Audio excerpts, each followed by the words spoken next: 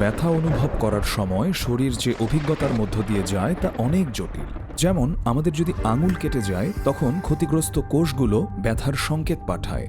বিভিন্ন স্নায়ুমুখের বৈদ্যুতিক সম্ভাব্যতা পরিবর্তিত হয়।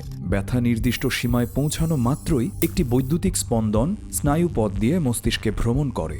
এ সময় আরও আঘাত ঠেকাতে মস্তিষ্ক একটি প্রতিক্রিয়া চালু করে। তবে ব্যথার সংকেতের আরও অন্যান্য বাহক রয়েছে। সি ফাইবারগুলো ব্যথার আরও দীর্ঘ সময় স্থায়ী নিস্তেজ অনুভূতি তৈরি করে। এই কারণে আক্রান্ত স্থানের প্রতি আমরা সদয় হই। তারা স্নায়ু এবং মেরুদণ্ডের মাধ্যমে মস্তিষ্কে আরও ধীরে সংকেত পাঠায়। আগত স্নায়বিক তাড়নাগুলো থ্যালামাসে পরিশোধিত এবং পরিবাহিত হয়। দেহের কোন অংশ থেকে এগুলো উৎপন্ন হয়েছে তা খুঁজে বের করে সেন্সরি কর্টেক্স। অ্যামিগডালা আবেগপ্রবণ প্রতিক্রিয়ায় একটি গুরুত্বপূর্ণ ভূমিকা পালন করে। ব্যথার কারণে মানসিক চাপ এবং উদ্বেগ তৈরি হয়। সেই উদ্বেগ ব্যথাকে আরও তীব্র করে তুলতে পারে।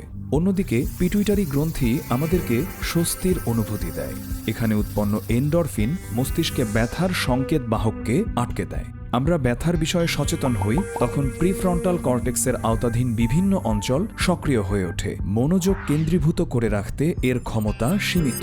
আমরা যদি মনোযোগ হারাই তাহলে ব্যথার ব্যাপারে কম সচেতন হয়ে পড়ি। ব্যথা বিরক্তিকর কিংবা অসহনীয় হতে পারে, কিন্তু এর একটি গুরুত্বপূর্ণ উদ্দেশ্য রয়েছে। এটি আমাদেরকে আঘাতের বিষয়ে প্রতিক্রিয়া জানাতে এবং আমাদের দেহকে অক্ষত রাখতে শেখায়। কিন্তু এই জটিল ব্যবস্থা নিয়ন্ত্রণের বাইরেও চলে যেতে পারে। দীর্ঘস্থায়ী ব্যথার ক্ষেত্রে এটি আমাদের ক্রমাগত সতর্ক করতে থাকে।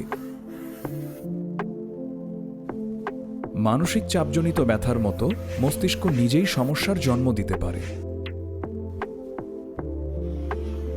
ব্যথা থামাতে কার্যকর চিকিৎসা অনেক সময় কঠিন হয়ে পড়ার এটি আরেকটি কারণ। কিছু প্রতিকার রয়েছে যেগুলো ব্যথার উদ্দীপনা কমানো কিংবা মস্তিষ্কে প্রবাহ বিঘ্নিত করার দিকে জোর দেয়। অন্য প্রতিকারগুলো আমাদের ব্যথার সঙ্গে মানিয়ে নিতে সাহায্য করে। মাঝে মাঝে সবগুলো সম্ভাবনা যাচাই করাই একমাত্র উপায় হয়ে দাঁড়ায়, যেন ব্যথার দুঃস্বপ্ন একসময় শেষ হয়।